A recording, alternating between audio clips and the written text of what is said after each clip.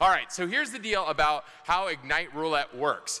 So if you're not familiar, an Ignite talk is a relatively simple recipe. It's a set amount of time, let's say as an example, 5 minutes. There's a set number of slides, let's say 20 slides, and they auto-advance every increment of time, 15 seconds if it was 5 minutes long. Now, in a traditional Ignite, what would happen is that the presenter will have planned that. They will have rehearsed it and done it. The only thing that stays the same is it keeps them from running over time, and it's a set amount of time. We're doing that a little different today. So today, it's a roulette, meaning everyone you're about to see up on my right has never seen the slides. They have no idea what's going to happen behind them, or in this case, in front of them. And there's a couple of things I'm going to need your help for. So when I bring up our first guest for today, our first contestant, because they are, of course, competing for the ultimate prize, the one that I haven't quite told you all about yet. But the ultimate prize. But today, you are all going to be the evaluator and the judge of our contestants for today. Now, I have selected and I have had volunteers offer up time to be a contestant for today, some of which are very seasoned speakers. They've given a lot of talks. Others are brand new. Regardless of that, I am hoping for your total and unending support. Will I have your support, and will you give all the love to them?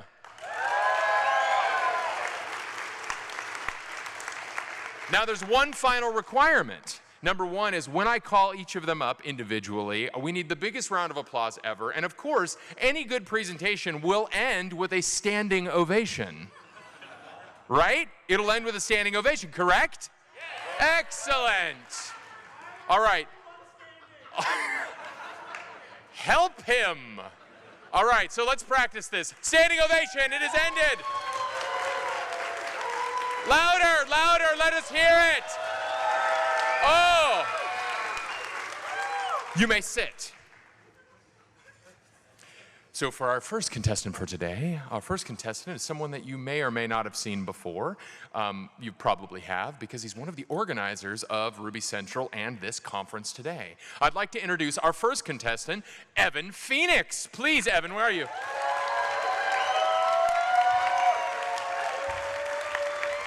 Excellent, right here.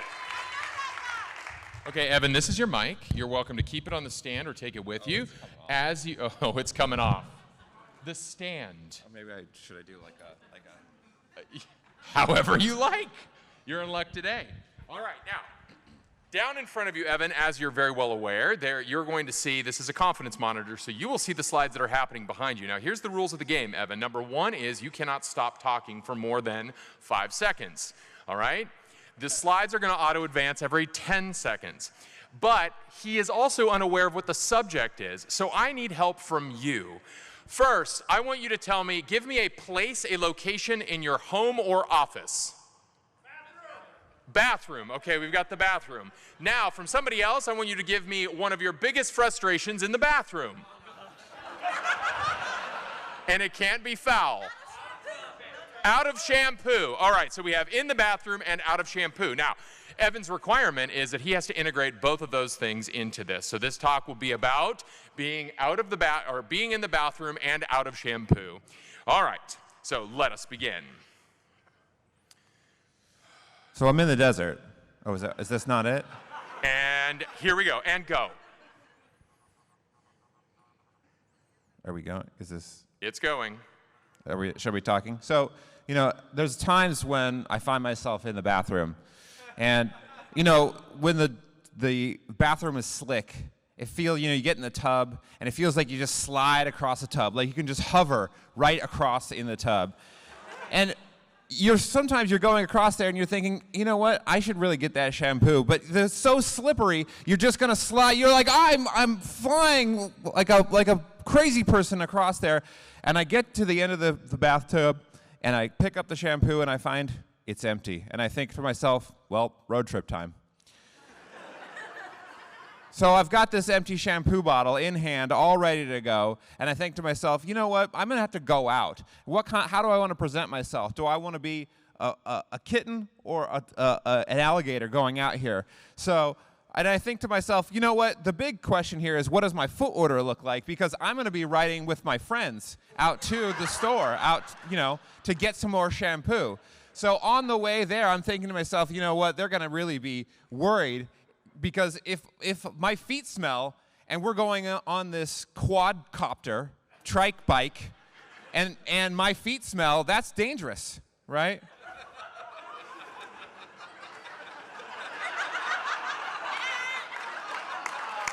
And what's going to happen is we're going to be riding along and we're going to see a sign and we have no idea what this sign means. And we're just going to skip it because it doesn't make any sense. We're going to skip it and we're going to go right to the fundamentals of programming our bike. Because we've got shampoo, it's empty, and I've got wet, yucky hair I need. And so sometimes when you're riding along trying to get shampoo, everything is going wrong around you. You've got sewing machines, you've got UPS things, everything is wrong. But you get to the store and you think to yourself, finally something's going right. Because you realize sleep-related injuries are, no. You realize that again, you're finding yourself amidst graphs that make no sense. And you know, you've been having this conversation with your friends about all of these interesting graphs that you find at the drugstore. For instance, this one. But you find friends at the drugstore also. And you say, sir, your hair is luscious. What shampoo do you use? Because I'm out. I am fresh out of shampoo. And you say, I did see this man on the way here, and he was carrying a sewing machine. I don't want his hair. So your hair is much better than his hair. I don't even know where to go with this one. So what we're going to do is I tell him, what shampoo? I hate coming to the store. I need a lot of shampoo. What's the biggest shampoo that you have here? I'm going to give you some gauges. And the gauges are whether or not I can find this spoon in the Empire State Building. That's the gauge, right? So it needs to be very large. And as we leave, we've gotten our giant shampoo. And as we're leaving, we find out that, you know, sometimes hover bikes really are the way to get your shampoo. Thank you so much, Evan.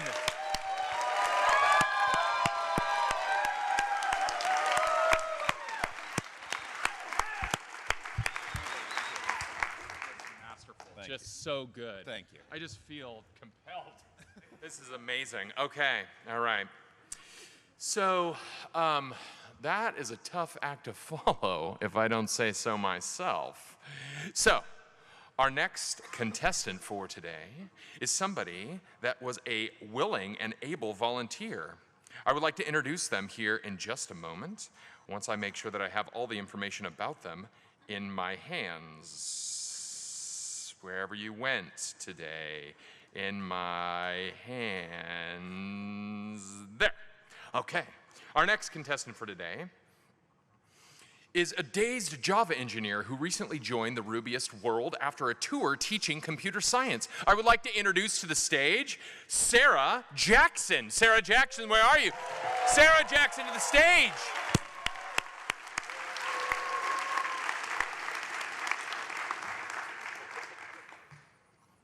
All right, Sara Jackson, I need some help from you, the audience. So the thing I have for you is give me a common workplace injury. Dungeons and Dragons is the common workplace injury. Dungeons and Dragons, True. okay. And the second thing I'd like is give me a fruit. Banana! A banana. So Dungeons and Dragons and bananas. So if you could, Sara, here, if you could give us your compelling and irresistible talk on Dungeons and Dragons and bananas. It will begin once you see this up on the screen. And go. I mean, how can't you resist, right? So, I was at work, and as we all know, there are bad DMs and there are good DMs, but I was at work, and there was a bad DM, and he just had this dog that he would always bring to our sessions. It was after work, right? And this dog loved bananas. I tell you what, this dog would eat bananas, and it would make your head explode. At work, the common workplace injuries, maybe you get hurt at the water cooler, maybe you get attacked by Legos, maybe you get attacked by Nerf guns. That's common. You know what's not common? Dogs eating bananas. carefully maneuvering themselves under your chair during your Dungeons and Dragons session. And 4 out of 5 of these dogs will do this. They will fart bombs everywhere. I don't know if you know this, but bananas have potassium, and you gotta be wary of that potassium near your monitors. You might just roundhouse kick them to the skies. Because I hear potassium is probably good in sandwiches. This kid seems to like them. We got methods for that. But potassium, that will just shoot you over.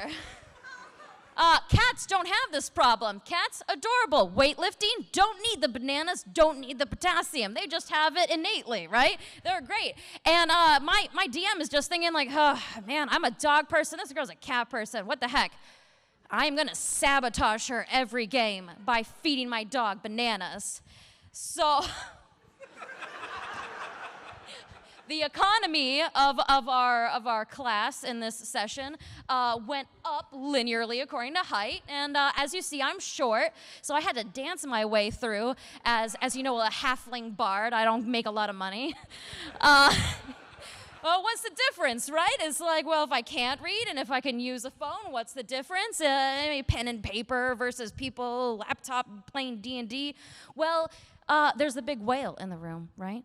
Because, even when we're connecting on the computer through Google Chat or whatever to play Dungeons and Dragons, it's not the teamwork that you get when you all get into a room together and someone says, hey, does anyone have a quarter? I want to get a Mountain Dew. So, in California, they don't have this problem because they don't drink Mountain Dew. They just drink, tea and sparkling water and vitamin water and electrolyte drinks. And am I the only one who fantasizes about jumping into a swimming pool full of Jell-O during my Dungeons and Dragons session while avoiding the dog who is farting bananas everywhere? This is actually a great picture of me as the halfling bard looking at my scant earnings because my height is so small. And we have this donkey who's just laughing at me. That's actually the wizard. He turned himself into that. But the dog is still there every session. Somehow we make it through. We're so happy. We're so pleased as a group to have succeeded at our campaign. Well, every session, it's been a few years, but David, masterclass man, is here, and he would fail to write bubble sort on a whiteboard. I don't blame him. I would too. He doesn't do riddles, but thank you, and don't feed your dogs those bananas.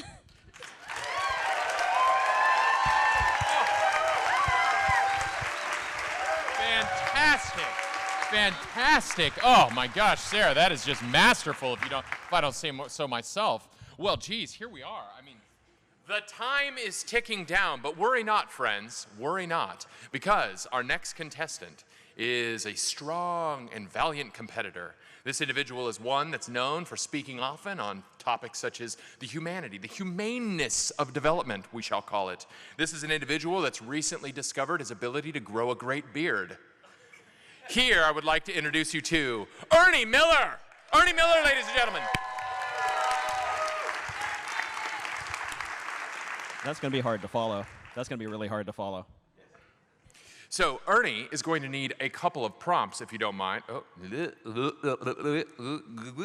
yeah, take that away. Okay, a couple of prompts, if you don't mind. So the first prompt I'm going to ask from all of you is, can you give me an object in your house?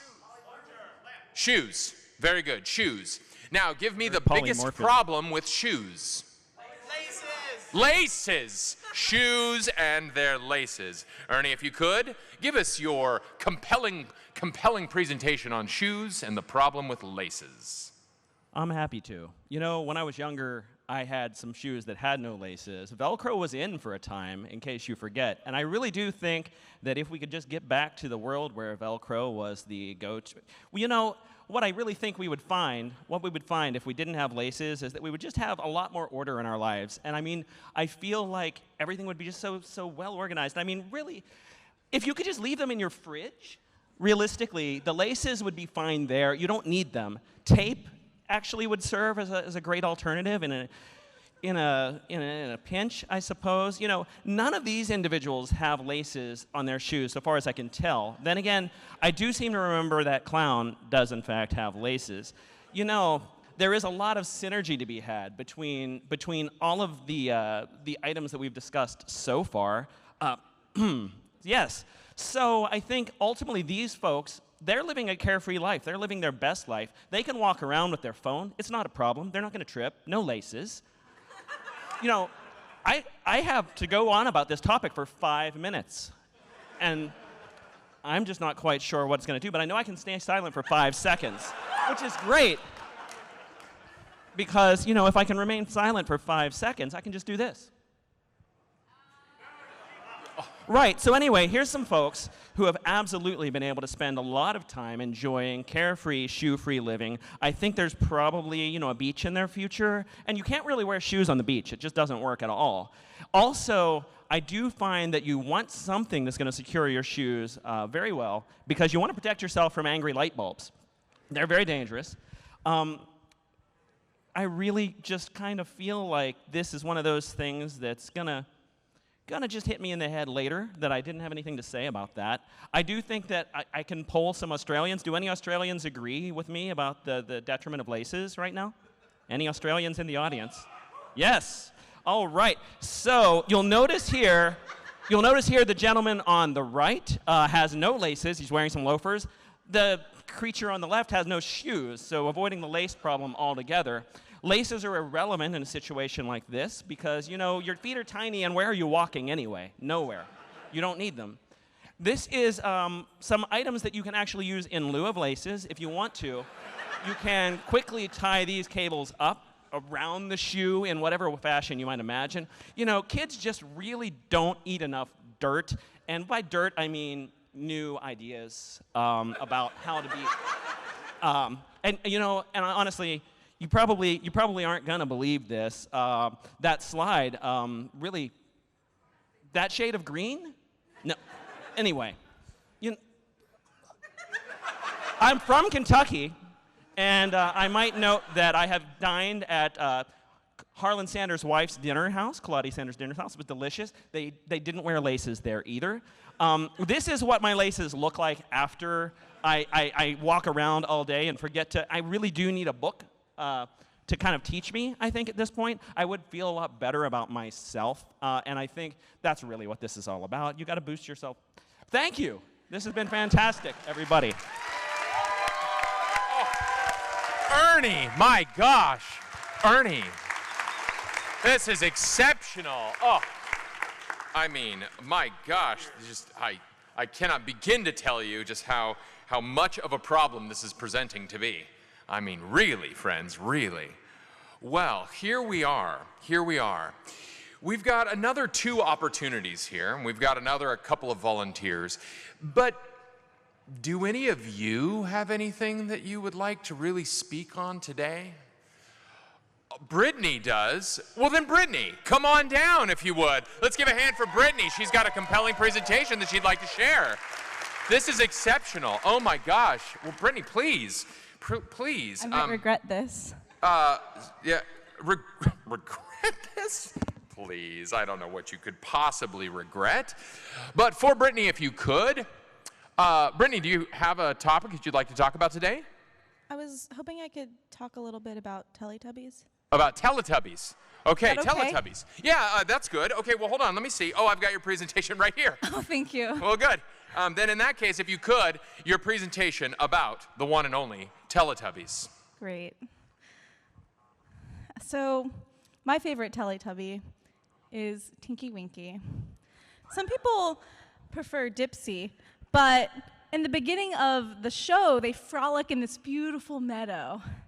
And Lala comes out and greets everyone, and they're really excited, especially Dave Franco, who is apparently in stock photos these days.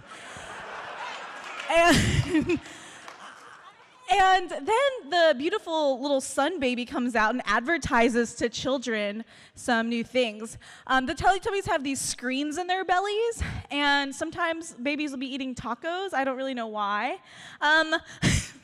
I'm obviously wearing very large pants today, so I don't know why this slide is here, but it's okay. This man, though, is not wearing any pants, and he also likes the Teletubbies. And this is actually from a cut educational film that was in the middle of one of the episodes. The Brits were not happy about it. And 82% of children were scarred when they first saw it. So they had to delete that episode. So in later broadcasts, they replace it with an educational film about cows that live in the sea. They're a rare breed of cow, and Mr. T polled 5% of British children, and 100% of those children loved it. So we actually know that spaniels are the dog of royalty. However, cats believe that they are. And where are the Teletubbies from? A monarchy. When you watch the Teletubbies, the number of brain cells that you have decreases over time, which is why your children are drones after they watch it. That's why there's been a surge of toilet thefts in the United Kingdom since 1995. Sometimes, though, all 4 of the Teletubbies like to get on a penny farthing and go up and down the rolling hills towards the beautiful sun. I can't actually say that word, oikophobia. Oh, there I did it. Is an irrational fear of household appliances, and this comes about because of the television in the Teletubbies' bellies. 90% of injuries are due to children trying to take televisions and put them into their own bellies. Finally, the Teletubbies are sometimes confused with the Wiggles, which are actually an Australian kindie rock group. Similar colors, different concept. The Wiggles do not dress up as animals, however, they sing a lot of songs about animals. And so mothers who are fans of the Wiggles, because they think they're really hot, show up in weird costumes. It's a thing. Make your choice, though. Which do you prefer, the Wiggles or the Teletubbies? Teletubbies, yes. All right, and so the next time you're watching the Teletubbies, remember that it could be worse. You could be kicked in the butt by the Wiggles, or attacked by a shark. And remember, never assume that you can put a monitor in your belly. I know this might come as a shock to some children's television shows, but we've learned enough from the beautiful British television program, The Teletubbies. Huge round of applause. Oh my gosh, a huge round of applause. I mean, fantastic, fantastic, fantastic. This is exceptional. Well, here we are. We're in the last and final of all of our contestants. So if I could, I'd like to bring up a particular individual that I'm just really looking forward to. I feel like of all the things, this individual is just the captivating nature of what they have to say, the flow, just the thread that they bring and tie things together is masterful. So I think you should hold this individual to higher esteem and higher regard and at a higher expectation level than anyone else. So I would now like to introduce our last and final, and this is an individual by the name of Brandon Weaver. Brandon Weaver. Brandon, please.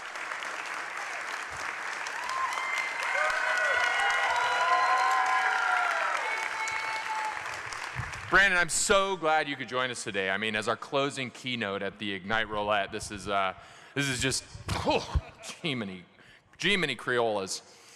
So, if I could, from the back, I would like to ask, from the back, give me the title of your favorite talk this conference. Louder. Say it louder. Say.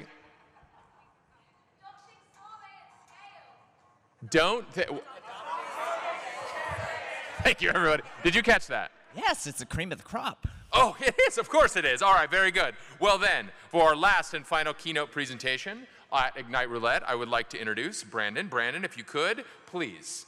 Ah, yes, sorbet, sorbet. I love all the stuff that Stripe has been doing with sorbet. It's such a magnificent concept of static typing in Ruby. And you actually get a relevant talk about this because I've actually done some reading. I mean, honestly, it's a grave mistake to put me on stage with any type of things I can make puns about, because that's probably what I'm going to do, because that's how I earn my stripes.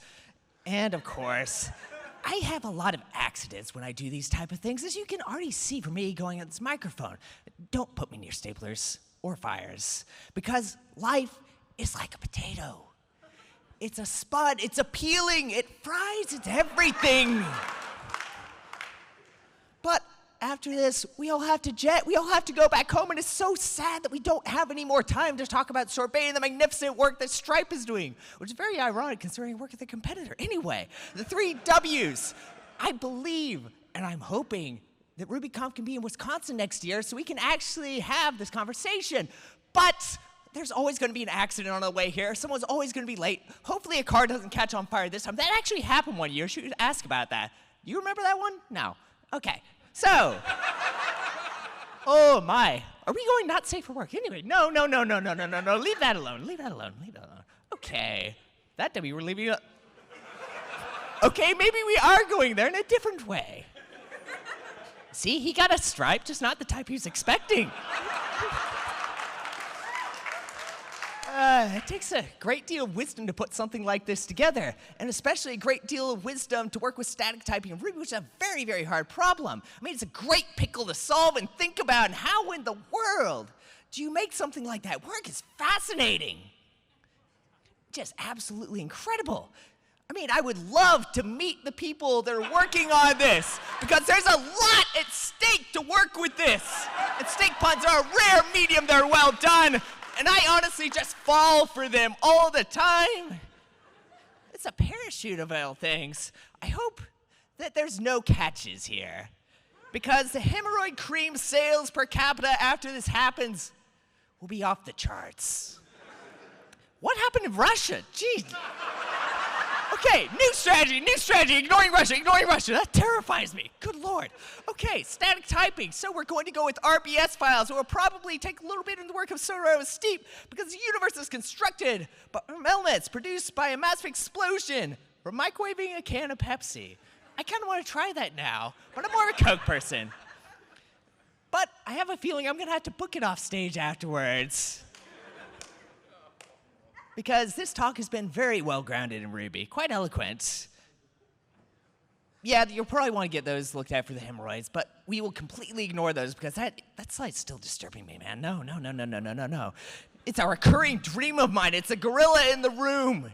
It's just giant and hairy and won't go away. Why do you keep on bringing these slides up? This is cruel. Oh, I mean, it's a bit of a stretch up here, though, isn't it? I like doing poses. Poses are fun. But back to sorbet. See, I'm distractible, and I need an uplifting talk about this, because the wait is over. Static typing is here in Ruby, and we're going to get it in 3.0. Greet first thy artless toad-spotted wench.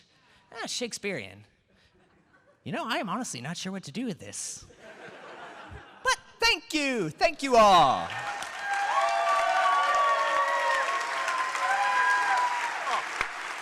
Fine, sir. Thank you so much. If I could have all 5 of our contestants up real quick. All 5 of our contestants. Please welcome them to the stage. All 5 of our contestants. All right, very good. All right, if we could, let's determine our winner for today. And this is going to be done by applause. So if you could, applause for our winner today. So first, well, not in order, but if I could hear it for Evan Phoenix. And next on our list was Sara. And Ernie Miller. If I could hear it for Britni. And if I could for Brandon. Well, very good. I think you're all winners in my mind. So thank you so much for coming. I'll send you something very, very nice. All right, thank you so much. All right. Well, here we are. Our time has run out, but if I could, I'll switch over to this mic if it's all right. Maybe. There we are. All right. So I want to thank all of you so very, very, very much for coming to the last 3 days of the plenary. I hope that you had a phenomenal time in these short 30 minutes that we had as a group. Now, my name is Adam Cuppy. I look a little like that on the internet. I am happy to be part of your welcoming committee into the community. So again, a raise of hands if this is your first conference, Ruby conference that you've ever attended. Fantastic. I want you to keep your hand up if you feel like you've been welcomed into the community well. Fantastic. A round of applause for that.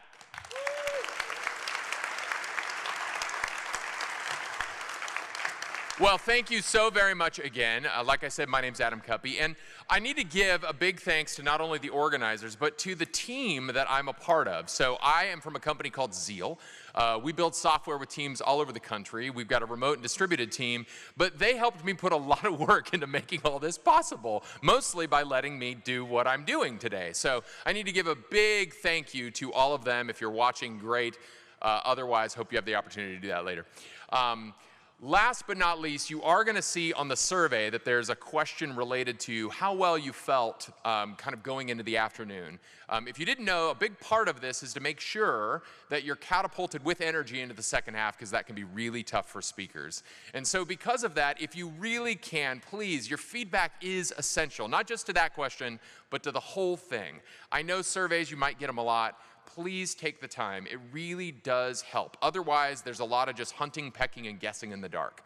So if you could do that, thank you. Otherwise, again, my name's Adam Cuppy. Thank you so much for being around and entertaining me to let me entertain you. Have a wonderful second half of your afternoon, and thank you so much. Have a great afternoon, everybody.